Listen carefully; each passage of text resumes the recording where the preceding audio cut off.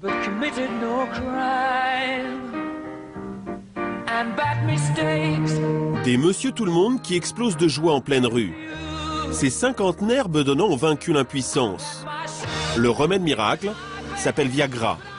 Le message de la pub est clair. Avec le Viagra, nous pouvons tous devenir des champions de la performance sexuelle. Avec sa petite pilule bleue, la société américaine Pfizer a atteint le nirvana des labos pharmaceutiques. 10 € le comprimé, 625 millions de comprimés vendus depuis le lancement en 1998. Au total, le Viagra rapporte 1,7 milliard de dollars par an à Pfizer. Un véritable jackpot pour l'industrie pharmaceutique. Et ce n'est pas le seul. Nous consommons de plus en plus de médicaments et les labos ont très bien compris comment nous faire avaler la pilule.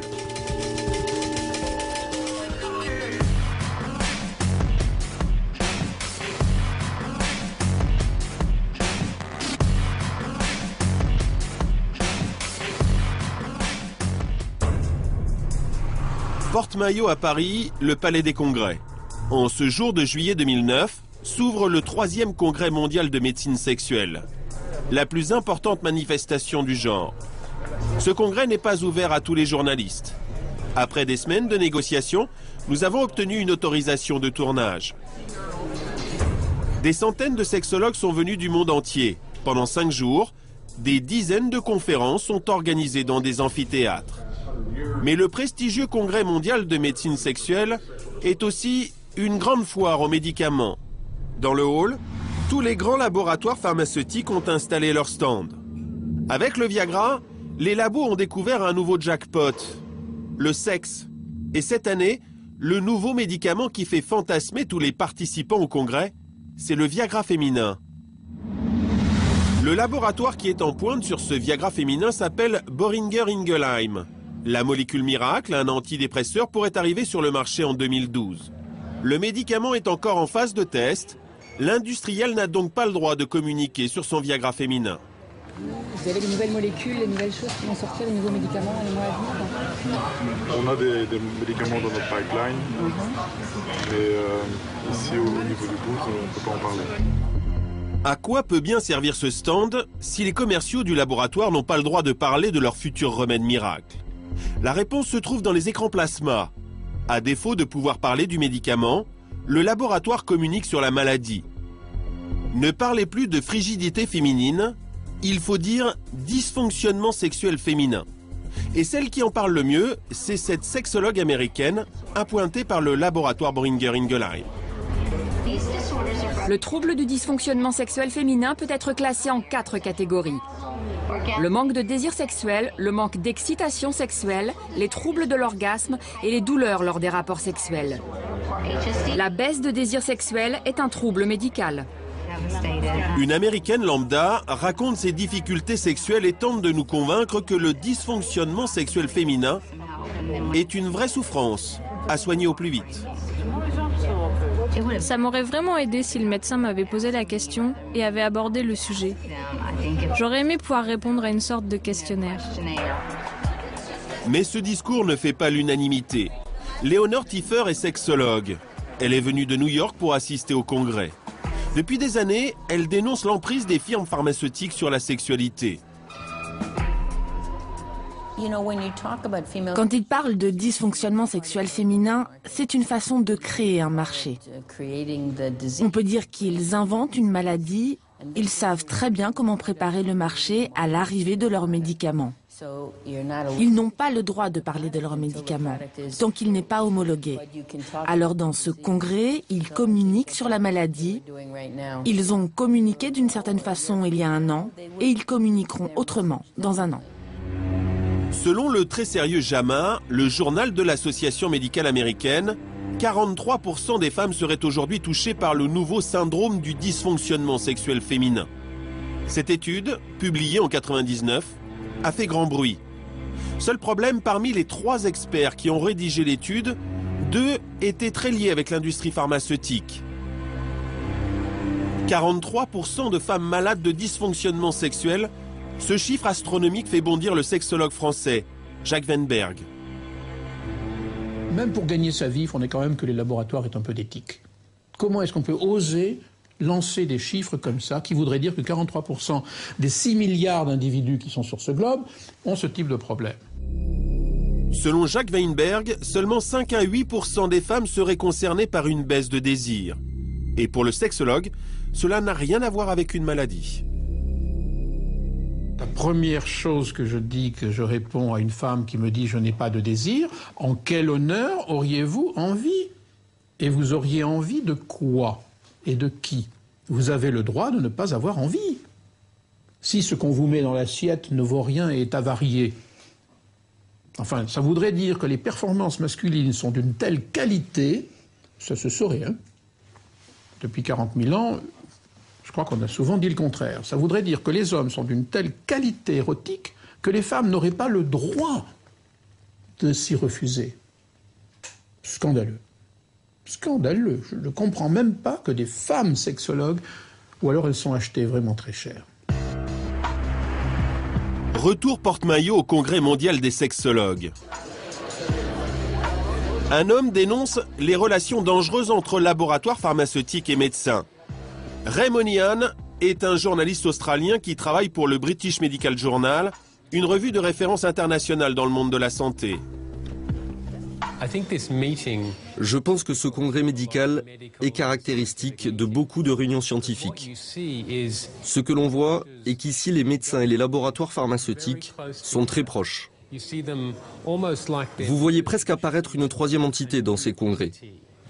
Les stands commerciaux des laboratoires sont placés juste là, où les médecins viennent déjeuner et prendre des cafés. À l'intérieur du congrès, vous croisez partout les employés des compagnies pharmaceutiques. C'est un vrai problème, le mélange des genres entre les médecins et l'industrie pharmaceutique. Sad Khoury, l'organisateur du congrès, lui assume tout à fait la présence des labos au milieu des médecins pour promouvoir les futurs médicaments. Dans la vie, la demande appelle l'offre, mais l'offre façonne la demande aussi. Et donc, c'est interactif. C'est-à-dire qu'à partir du moment où il y a un médicament qui sort, voilà. Donc, il y a de plus en plus de gens qui vont souffrir de symptômes. C'est-à-dire qu'ils vont se rappeler qu'il y a un moyen. Avant, ils se disent, il n'y a rien, il vaut mieux que j'oublie cette histoire. Voyez. Mais quand ils se disent, mais dis donc, il y a quelque chose que je peux faire pour améliorer ma situation, voyez. Donc, et c'est partout dans la vie. Il n'y a pas un risque de médicaliser complètement la sexualité? C'est pas un risque, hein. C'est une évolution normale. Un autre trouble sexuel est à l'honneur lors de ce congrès, l'éjaculation précoce. Et cette fois, le médicament existe. Le laboratoire américain Janssen-Cilag présente son médicament vedette, le Pridigy. Cet antidépresseur, censé soigner l'éjaculation précoce, a déjà été lancé dans 7 pays européens. Et il arrive en France. Dans un amphithéâtre, le laboratoire a réuni des dizaines de sexologues de toutes nationalités pour présenter le médicament. Selon le laboratoire, 1/3 des hommes seraient atteints d'éjaculation précoce. À la tribune, le spécialiste français Jacques Buvat. Au nom du laboratoire, il vante les mérites du médicament. Pourquoi est-il important de soigner l'éjaculation précoce? C'est surtout en raison des conséquences négatives de ce trouble. Comme vous pouvez le voir, nous avons réalisé une étude sur plus de 1500 hommes américains éjaculateurs précoces. Et nous avons vu que ce trouble leur causait un stress considérable. À la fin de la conférence, nous essayons d'en savoir plus auprès du docteur Jacques Buvat. Vous pensez que ça peut être le même type de révolution que ce qu'on a connu pour le Viagra, par exemple ? Absolument, puisque finalement, les problèmes d'éjaculation prématurée sont plus fréquents que les problèmes d'érection. C'est quand même des marchés qui peuvent être très importants. Oui, si on le considère en termes de marché, oui. Mais je dirais c'est avant tout répondre à une souffrance qui existe, qui est cachée, parce que c'est un problème qui est vécu comme honteux par les hommes. C'est une possibilité d'aider quand même une partie très importante de la population. Alors, le Pridigy, remède miracle? Pas si sûr. Aux États-Unis, il n'a pas été homologué car les autorités considèrent que son efficacité n'est pas prouvée. Selon 2 études européennes indépendantes réalisées par des médecins en 2009, le Pridigy serait inefficace dans 70% des cas et il provoquerait des effets secondaires importants, anxiété, nausées, syncope. Jacques Weinberg, le sexologue français, va encore plus loin. Pour lui, ce traitement est inutile et dangereux. On veut outrepasser les lois biologiques qui font de nous des êtres sexués. Et une des lois biologiques que personne ne veut accepter comme étant indispensable, c'est l'éjaculation précipitée. Les mâles n'ont droit, par nature humaine, qu'à quelques secondes de coït. C'est donc contre nature qu'un homme va pouvoir faire durer un coït. Ce n'est plus naturel. Et nous allons mettre sous médicaments psychiatriques des gens normaux. Dysfonctionnement sexuel féminin, éjaculation précoce, ces deux troubles sont étiquetés comme maladies mentales depuis 1994. Ils sont en effet répertoriés dans la Bible des maladies mentales, un ouvrage américain appelé DSM. En français, le Manuel diagnostique et statistique des troubles mentaux. À sa création dans les années 50, le DSM listait 60 maladies. Au fil des ans, il a été enrichi et en compte aujourd'hui 400. Des maladies psychiatriques, les plus graves comme la schizophrénie ou la psychose, aux plus discutables comme la timidité ou la peur de rougir, classées sous l'étiquette phobie sociale, traitement préconisé, des antidépresseurs.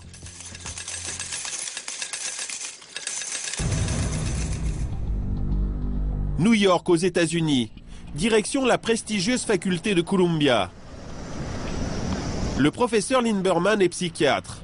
C'est lui qui dirige la rédaction du fameux DSM. Pour lui, ce catalogue de nouvelles maladies mentales est un outil formidable. Le DSM est effectivement une bible de référence en ce qui concerne les troubles psychiatriques. C'est un ouvrage vraiment primordial. En fait, c'est probablement le document le plus important pour la pratique de la psychiatrie moderne. Le marché des nouvelles maladies mentales est en pleine explosion. Comme souvent, les États-Unis ont lancé le mouvement. Nous sommes à Washington. Ce soir-là, nous avons rendez-vous à la très chic clinique privée Ross Center. This is Dr. Greta Hirsch. Nice to meet you. I'm Sophie. Hi, Sophie. La directrice, Jennifer Cameron, croit beaucoup aux nouvelles maladies mentales. Alors des phobies, des angoisses, elle en découvre tous les jours. Les gens peuvent être atteints par l'angoisse d'un bouton ou l'angoisse des fleurs, ou n'importe quelle angoisse, créée par des choses auxquelles on ne pense pas, qui normalement ne sont pas effrayantes, mais qui peuvent le devenir. Vous pouvez être atteint de phobie pour n'importe quoi, n'importe quel objet. Et pensez-vous qu'il existe des nouvelles maladies qui n'ont pas encore de nom? Oui, c'est sûr. Il y en a.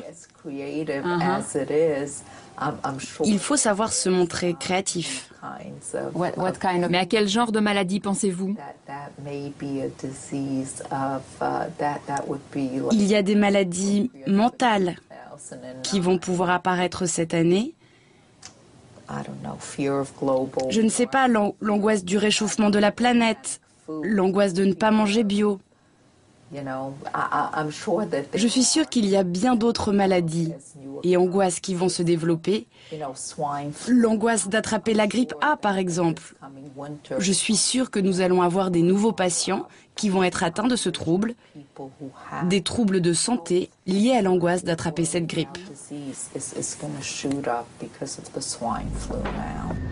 Retour à New York. Jeffrey Lieberman termine actuellement la rédaction de la prochaine version du DSM qui sortira en 2012.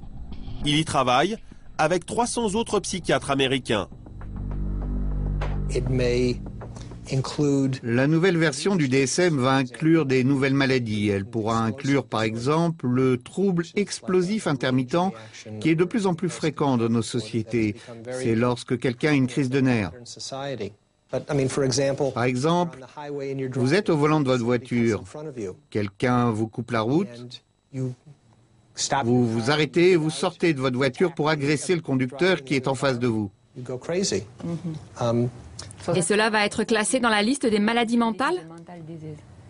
Oui, Par exemple, la promiscuité sexuelle. Est-ce que le fait d'être très actif sexuellement, d'avoir plusieurs partenaires ou plusieurs histoires, est-ce que c'est un problème? Peut-être que ça doit être classé dans la liste des troubles mentaux.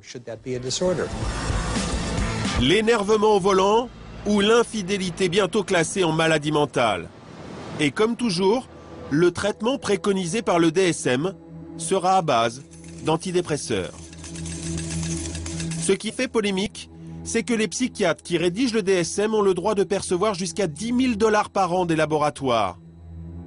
Jeffrey Lieberman ne nie pas les liens entre les experts et l'industrie pharmaceutique. Mais pour lui, il est logique que les labos utilisent le DSM pour vendre des médicaments. Nos diagnostics sont établis de façon à permettre à l'industrie pharmaceutique de développer des traitements et de vendre plus de médicaments. Trouver de nouvelles maladies et donc de nouveaux patients, ce phénomène économique est désormais identifié aux États-Unis et il a un nom, le disease mongering. On pourrait traduire cela par l'invention de maladies. Ray Moynihan, le journaliste du British Medical Journal, a écrit plusieurs ouvrages sur cette nouvelle stratégie de l'industrie pharmaceutique. Inventer des maladies permet de faire évidemment plus de profit. Créer des maladies, cela revient à faire croire à des gens sains qu'ils sont malades. En élargissant les critères des maladies, on fait en sorte que les hauts et les bas de la vie quotidienne deviennent les symptômes d'une maladie, tout cela dans le but de prescrire beaucoup plus largement des médicaments. Il y a différentes méthodes pour cela. Il y a plusieurs années, le directeur exécutif de Merck, l'un des plus grands laboratoires au monde, a dit que son rêve était de vendre des médicaments à tout le monde, pas juste aux malades. Et je pense que c'est ce qui est en train de se passer. Les compagnies pharmaceutiques ne ciblent plus seulement les malades, mais également les gens bien portants, parce que le marché est bien plus large. Une autre astuce des labos pour booster leur chiffre d'affaires consiste à recycler de vieux médicaments. L'exemple récent le plus incroyable est celui du Xenical. Vous n'en avez jamais entendu parler? C'est normal. Le Xenical est un traitement anti-obésité qui existait depuis 10 ans. Mais il ne s'est jamais bien vendu. Les médecins le prescrivaient peu car ils jugeaient son efficacité limitée. Mais en 2009, le laboratoire anglais GlaxoSmithKline